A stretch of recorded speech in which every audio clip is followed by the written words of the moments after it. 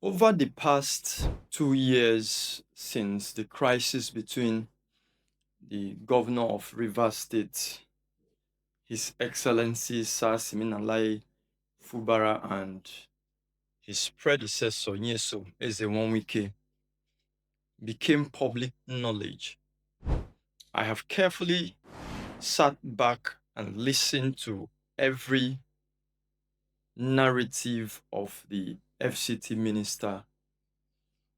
I've listened to him carefully every time he speaks and every time he talks about the issue that concerns Rivers State and the political impasse that he had created and foisted upon the people of Rivers State. And then something disturbs me each time he talks, and all the time that he has ever spoken or interpolated about the crisis here in Rivers State. And I've come to realize that the current minister of FCT and the former governor of Rivers State is currently or has successfully underdeveloped Rivers State, and he is still at it even as we speak. And there seems to be no end in sight to that destruction of the very fabric of our dear state. You know, each time he talks about structure, he talks about currently now, he talks about agreements, and he talks about the things that will make an onlooker want to ask, what are these people actually talking about? And each time he speaks as though Rivers State was a patrimony bequeathed on him by his parents, and he has the sole responsibility of protecting that inheritance. Talks as though Rivers State were something that was handed over to him by his wealthy parents, and now someone, is coming to take it away from him, and the onus and sole responsibility of protecting that legacy or patrimony, rests on him. He talks like a only male child, in a family of multiple women whose parents were, monarchy, or, so wealthy, and then they are no more, and the sole responsibility of protecting that legacy and that, wealth and everything, belongs to him. He talks about Rivers State like his personal estate, but that's not even the issue here.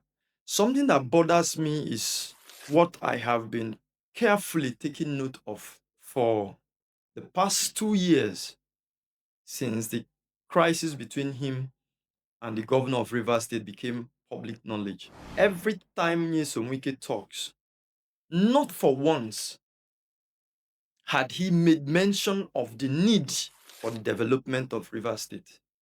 Never, not for once. Nyesom Wike does not care about whether Rivers State is developed or not. He doesn't care whether Rivers State survives or burns. That is the least of his problem.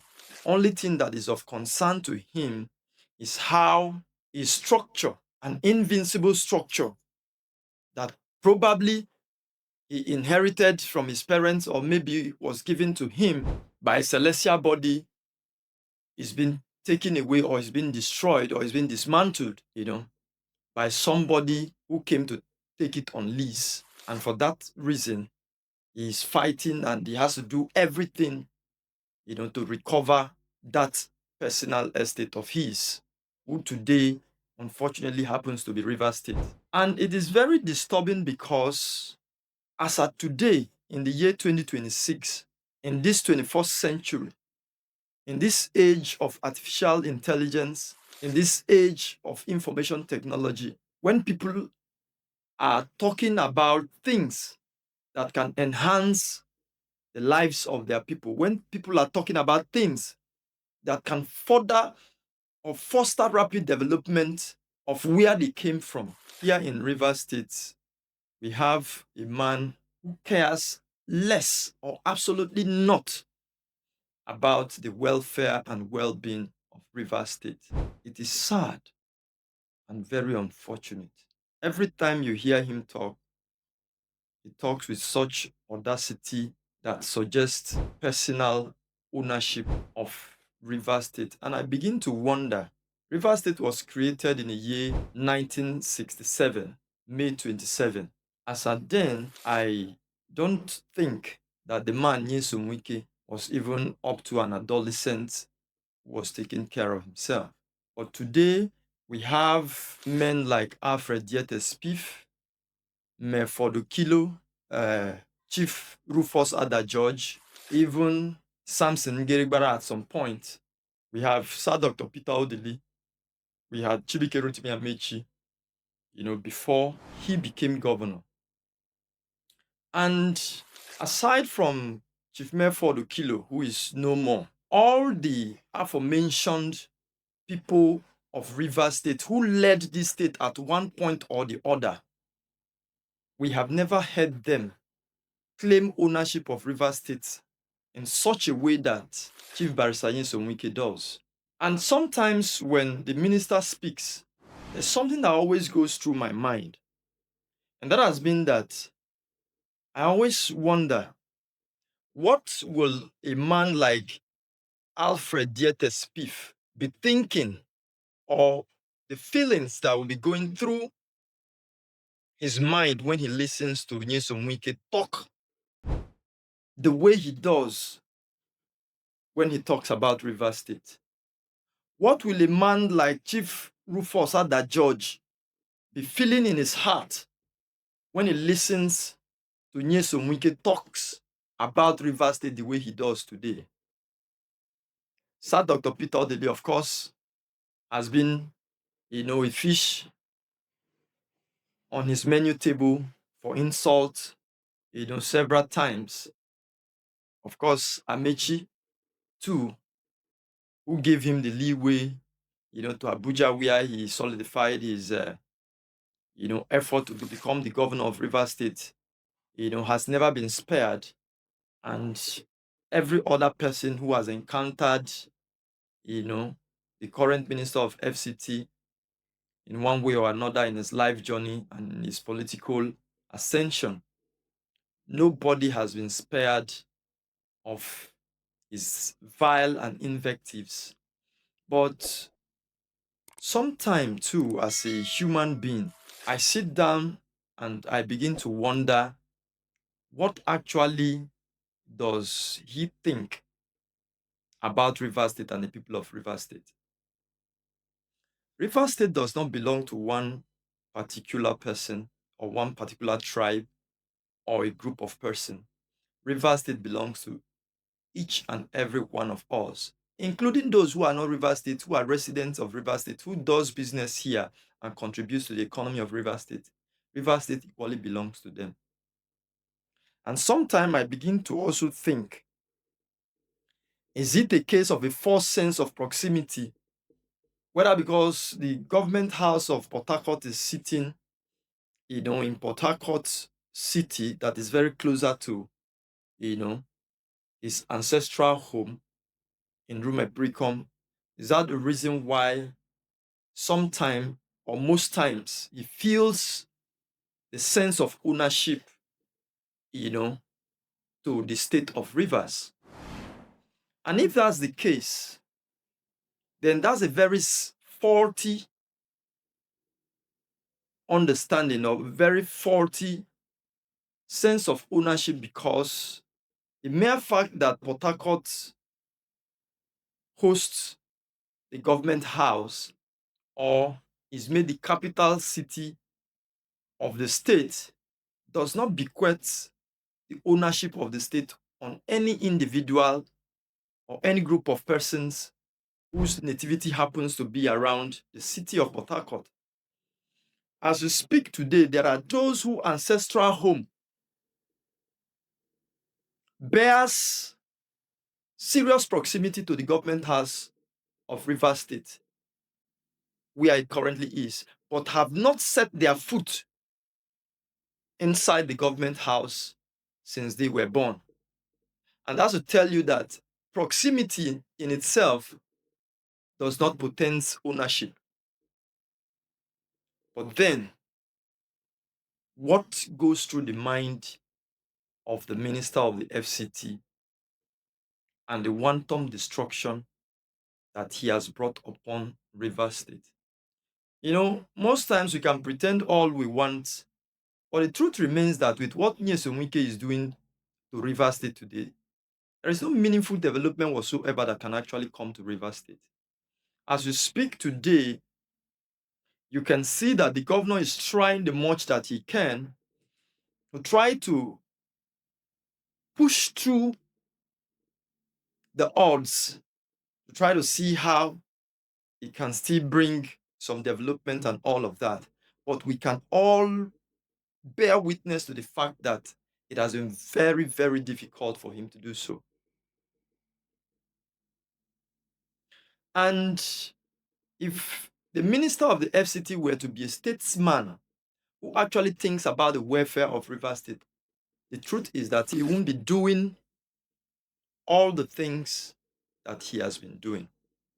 In December of 2023, he made a statement that always, reverberates in my head each time I put my mind to the crisis that is rocking Rivers State. He said, during the opening of the legal year of Rivers State, that December, he was invited as a guest in that occasion.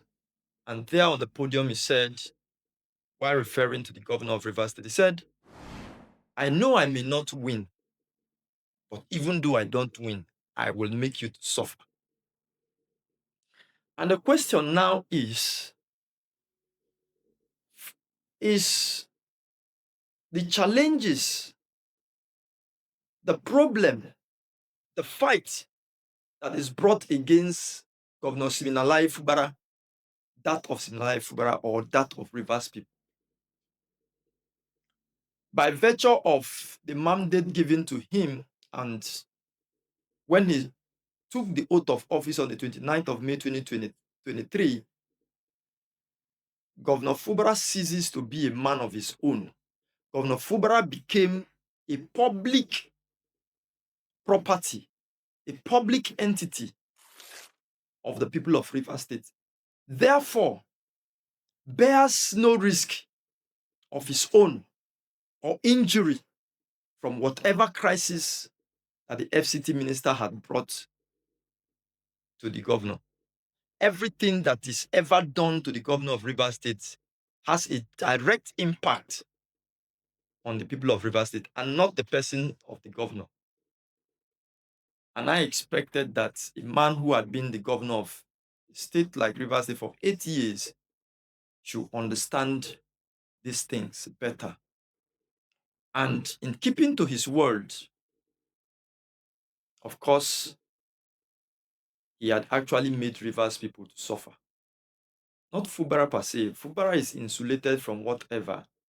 Of course, the only challenge that Fubara will have in whatever is thrown at him today is that challenge of the sense of responsibility that he was supposed to, give leadership to the people of Rivers State. And maybe when the crisis becomes very tough, he may not be able to give that leadership. Aside from that, there is nothing directly that you can do to the governor of Rivers State today that will give him direct pain or injury. Everything that happens to him, the ripple effect has a direct and complete bearing on the people of Rivers State and not the person of the governor. So I'm asking once again, what is the crime of Rivers people? And why have the former governor of Rivers State, the current minister of the FCT, decided to destroy Rivers State the way he is doing? It is unfortunate, but the fact is that there is no way Rivers State will move forward with the actions of the FCT minister we have been in this dungeon now for a very long time. And then something should have told the minister by now that this fight that I continue to push, this, ambers of war and fires and brimstones that we continue to fan, the people who are receiving the effect is Rivers people and not the person of the governor. Governors will come and go, but Rivers State needs to remain. As we speak today, I have been asking, what are the collective benefits that Rivers people have benefited by virtue of Nyesom Wike being the minister of the FCT? Other than the fact that through his engineering, Rivers State was placed under a state of emergency for 6 months. Which positive thing has Rivers people collectively benefited from his position as a minister in the Federal Executive Council of Nigeria? I can tell you that there is none. And another thing that worries me the most is that you see elder statesmen, people who should be elder statesmen, people who had already achieved some of their fundamental or landmark life achievements even before the minister was born, still going around marauding with them. And then when he says, all the destructive things that he says, they will clap their hands together and hail him and give him all sorts of titles and continue to urge him on. People who should have advised him, elders who by virtue of their age should have given them the empirical knowledge and wisdom to understand that no state can actually develop in the midst of political tensions and the type of hula baloo that is going on in Rivers State. You see them being the one clapping for them, clapping for him, being the one hailing him. Everywhere he summons them, they are there, to sing praises and all of that. And it's quite unfortunate. So I continue to ask, of what benefit is all of the things that Nyesom Wike is doing today? Nyesom Wike was the governor from 2015 to 2023 and governed Rivers State as an independent governor who was not cajoled, who was not dictated for, a man who did as he pleased with the leadership and resources of Rivers State. But today, look at what has happened. And people will argue, oh, he brought the governor, he fought and made the governor a governor and all of these things. Even the minister too, before he became the governor, people also work hard to support him, to lift him to get to that position. Nobody, no singular individual, no matter how powerful you are, no matter how wealthy you are, no matter what you think you are, can make yourself the governor of Rivers State. It requires the collective effort, the collective contribution, the collective mobilization of the entirety of Rivers State that cuts across the 23 local governments for you to be the governor of Rivers State. Unfortunately, today, he also did the same thing that Patience Jonathan did for him, for Governor Siminalayi Fubara. And today, hell is let loose on Rivers State. But in his own case, Madam Patience Jonathan never interfered. He never came back to want to take over the government by proxy. He allowed him. So why is the case of Siminalayi Fubara different? It is unfortunate, but for every time you hail the minister, for every time you support the minister, for every time you clap for the minister, when he talks down on this state, when he tears down the governor, when he sings the songs of war against the governor, you are invariably contributing, giving consent and assent to the destruction of this state. And remember, this state belongs to you and I and all of us. But inadvertently, some of you have decided to destroy this state for reasons best known to you. And it is important that we state these things so that wisdom can gradually creep in, and then this state will begin to move to where it is supposed to be. It is unfortunate that we are here, but that is what it is. And like I said from the beginning, I want to ask again, who actually told the minister of the FCT that Rivers State belongs to him? Before he came, even before the amalgamation, Rivers State had existed. Even before independence, Rivers State was here. And even after him and I and every one of us that are here, Rivers State also needs to live. We don't have to destroy this state for any reason. Because, of course, at the end of the day, everything that we running around for, everything we are shouting and crying for will come and go. And there is none that we are going to go with.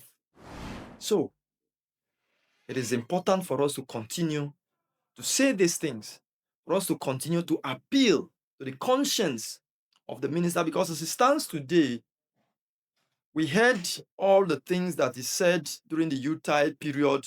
To an extent, he even gave a date, January 1, as when the real battle is going to start. And the question is, who are you at war with? Who are you fighting against? Who is fighting? Nobody's fighting you. If you listen to the rhetorics of the governor, he has continued to maintain and toe the path of peace. But the minister had consistently been singing war songs and drumming war battles against a state that has made him everything that he is.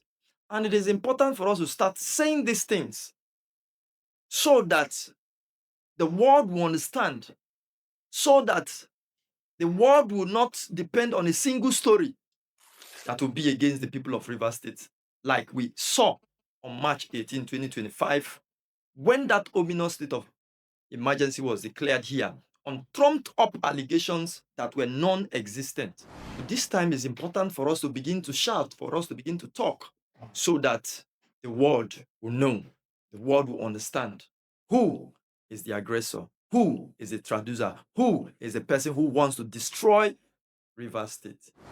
Thank you so much, and God bless you. Until I come your way next time, I remain Comrade Solomon Lenu, yours in the struggle, and will continue to do this and continue to say this until such a time when Rivers State is eventually rescued from the hands of those who have put Rivers State in a shackle. Thank you once again, and God bless you. Share this if you like what we're doing here. Follow us on our page.